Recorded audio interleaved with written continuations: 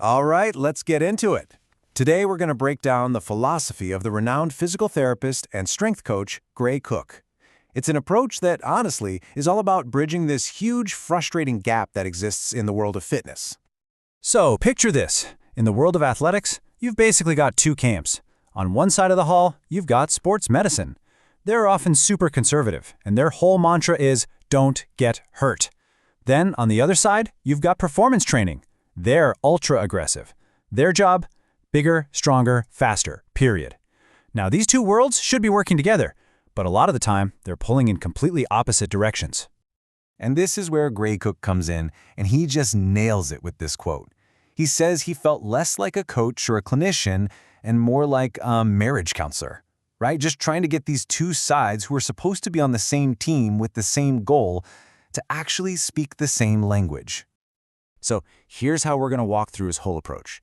We'll start with the core problem, then we'll get into his foundational pyramid, cover his two biggest rules, see how to progress from there, and wrap it all up by looking at what this all means for you, whether you're a coach or an athlete yourself. Okay, so what is the real problem here? According to Cook, it's that we get so caught up arguing about the methods. You know, is kettlebell training better than barbell training? What's the best stretch for tight hamstrings? We get lost in the weeds arguing about the how, and we totally forget about the fundamental principles, the why, that should be guiding every single decision. So, to cut through all that noise, Cook gives us this super simple but really powerful model, a performance pyramid. And it's all about getting our priorities straight. And boom, here it is. This pyramid basically sums up the entire philosophy. At the very top, you've got movement performance. That's the flashy stuff, right? The big lifts, the fast sprints, but you can't get there, at least not for long, without that middle layer, movement competency. That's just being able to do the basics well. But the most important part, the thing holding it all up, that base layer, movement health. So what exactly is this foundational layer, this movement health? It's so simple it's almost genius. It literally just means, can you move without pain? Can your joints go through their basic range of motion without something hurting? That's it. That's the price of admission. If you don't have that, well then nothing else matters yet. And that leads us right into Cook's first and maybe most important principle. This is non-negotiable. You have to separate pain from your training. You have to put it in its own box. Look, pain is not weakness leaving the body, okay? It's not something you just grit your teeth and push through. It's a signal. It's your body's check engine light coming on. And trying to find a fitness fix, like a new stretch for what might be a real medical problem, that's a huge mistake, a really dangerous one. Now this completely changes the game for any fitness professionals out there. Think about this. Remember in school when PE teachers would check for scoliosis? Their job wasn't to fix it, right? It was just to spot it so you could see a doctor. That's your job with pain. You're the front line. You detect it, and then you refer out. Don't be a cowboy with this stuff. It needs a proper look. Okay, so let's say we've dealt with pain. It's off the table. Now what? Well, now we get to the second big principle. Before you write a single workout, before you pick up a single weight, you have to figure out where you're starting from. You need a baseline. And Cook's analogy for this is just perfect. Think about concussions in sports today. We don't wait for a player to get a concussion to see how their brain works, do we? No, we do baseline cognitive tests before the season starts. So if they get hit, we have something to compare it to. So why on earth is our first movement test usually after we get hurt? It's totally backwards. We need to know what your normal looks like before something goes wrong. It all comes down to this. We need to be more like carpenters and less like gunslingers. A good carpenter measures twice, maybe even 3 times before they make a single cut. They're precise. But in fitness, too often we just start shooting from the hip, throwing exercises at a problem we haven't even really identified. We need to aim before we shoot, and that means setting that baseline.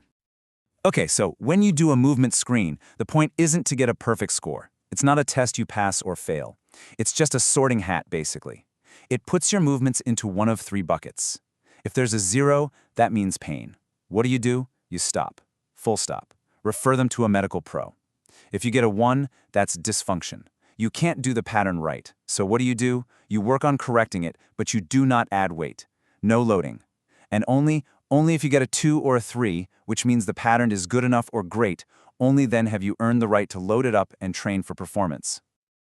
All right, so you've got your baseline. You know which movements are good to go and which ones need work. So how do we actually move from fixing stuff to building some serious performance? And this leads to a really important question that every single one of us should ask. I mean, if a squat is just a little funky, but it doesn't hurt, what's the big deal? Why not just throw some weight on the bar? Well, here's the answer, and it's a big one. The second you add load, whether it's weight or speed or impact, to a crappy movement pattern, you're essentially telling your brain, hey, this is how we do this now. Your brain hits the save button on that bad movement. You're not just practicing a bad habit, you're hardwiring it, and that makes it so much harder to fix down the road. So when you're coaching someone, or even just yourself, Cook suggests this really simple hierarchy. It's like a little checklist. First things first, check their breathing. Are they holding their breath? Is it all ragged? If so, that's a sign of instability. Fix that first. Okay, if breathing is solid, can they bend? Do they have the basic mobility to even get into the right position? If not, that's what you work on. And if their breathing and mobility are both good to go, well then pretty much every exercise is just a balancing act. And that you can coach. So, when you put this all together, what you get is a really clear picture of where everyone fits. It draws a clean line in the sand between medicine and fitness, and it gives you, the coach or athlete, a whole new way to think about what success really is. Now here's the big takeaway. This is the new job description. The job of the medical world is to get you healthy enough to train. Their world revolves around pain. Your job, in the world of fitness and conditioning, is to get someone strong enough to perform. And your key marker, your new obsession, is their state of readiness. Are they actually truly ready for the work you're about to ask them to do? That is your number one job.